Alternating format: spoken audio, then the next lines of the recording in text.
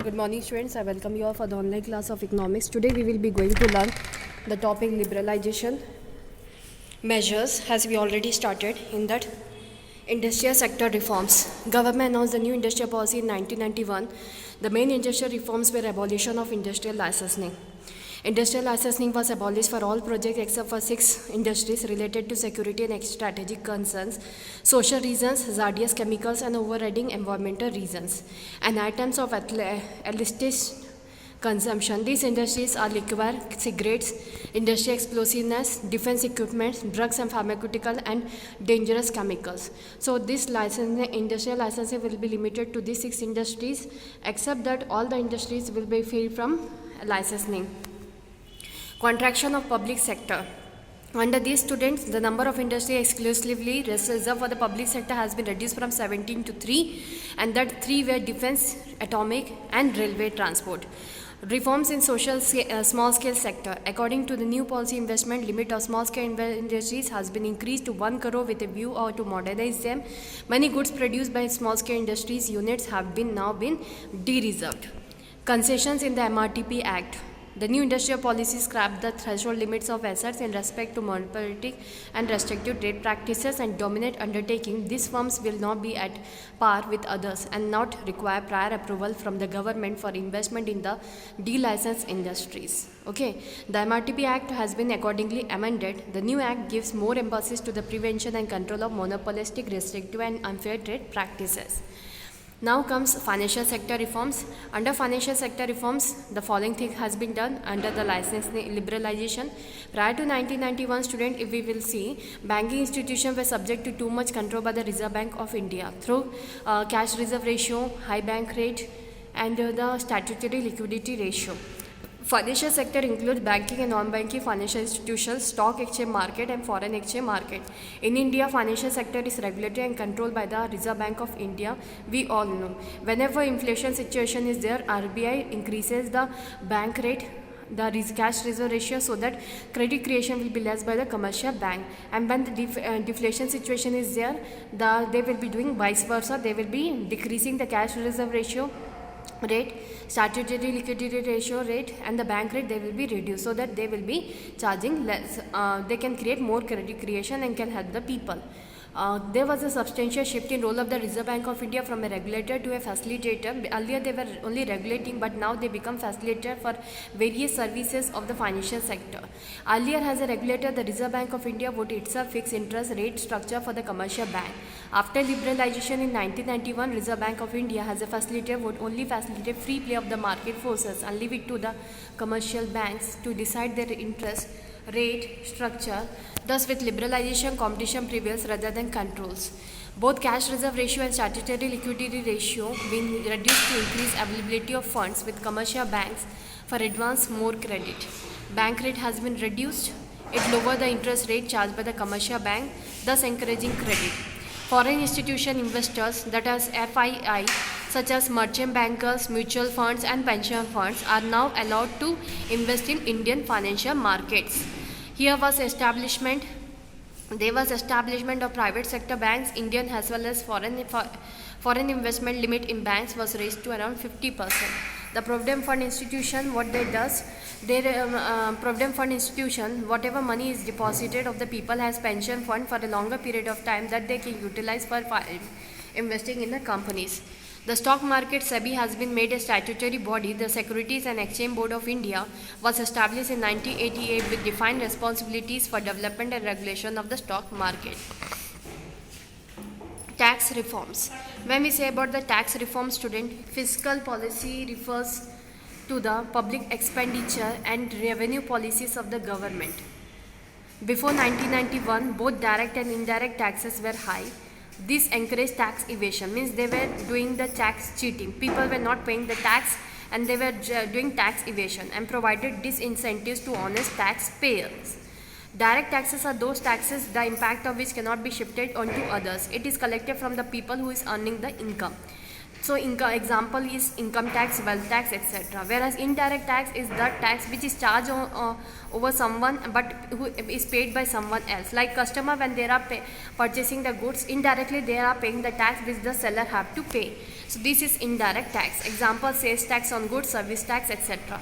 After liberalization policy of 1991, both direct and indirect taxes were reduced. The procedure for paying taxes was simplified. Non-planned expenditure by government was reduced.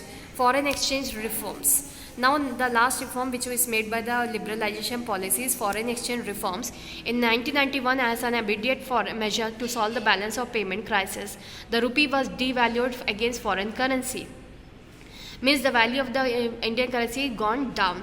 This made our goods cheaper in the foreign market and increased the inflow of foreign exchange. It also freed the determination of rupee value in the foreign exchange market from government control and made it subject to a market determined exchange rate. After liberalization policy of 1991, approval was given for direct foreign investment up to 51% foreign equity in high priority industries. Automatic permission was given to our foreign technology agreements in high priority industries up to a lump sum payment of rupees 1 crore. Trade policy reform. Student, what is trade policy reform? The reform which is made for the trade, that is buying and selling of goods. It is known as trade policy reforms. Prior to 1991, India followed a protectionist policy marked by quantitative restrictions and high tariffs on imports, import licensing and export duties. This reduced efficiency and competitiveness. It led to retarded growth of industries. Liberalization of trade and investment regime was initiated in 1991 to increase the international competitiveness of industrial production and foreign investment.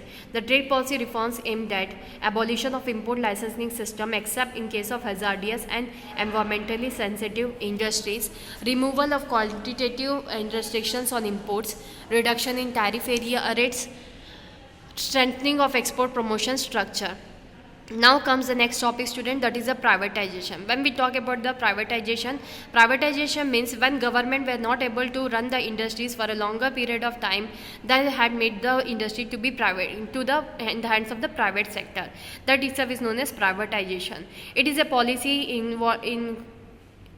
included in 1991 new economic policy, because many of the public sector industry will become sick units, and if the government will be investing in this sick unit, then there will be no money for the welfare of the society. So that time the government thought it will be better to give these industries to the private sector. So privatization is defined as the transfer of a function, activity or the reforms from the public to the private sector. The concept is not new. It can be the writings of Adam Smith as early as 1762.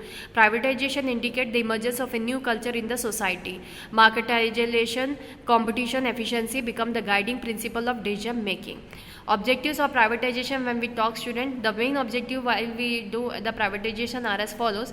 The most common and important objectives of privatization are as follows: improving the government financial position by raising funds from the sales of enterprises or the assets, making the enterprise raise internal resources and from markets, improving the performance of an enterprise through increasing efficiency, requiring enterprise to meet performance objectives, greater responsiveness to consumers in terms of quantity, quality, diversity or services, relief from public sector financial constraints, so that government will not have to make any investment in the public sector. Instead of that, they can utilize for the welfare of the society. More managerial autonomy was given. That was the main objective of having the privatization. Besides the above two broad categories objectives, privatization would help in reduction burden on public administration by reducing the size of the public sector, strengthening market and competition within an economy, and provide wider share ownership among the public. Arguments in favor of privatization, if we will see, there are the following arguments in the favor of privatization. Privatization will introduce efficiency and profitability in public undertakings. It will reduce budgetary deficit which reserve from expenditure making public sector units. It will help in receiving sick units which are a burden on the public sector.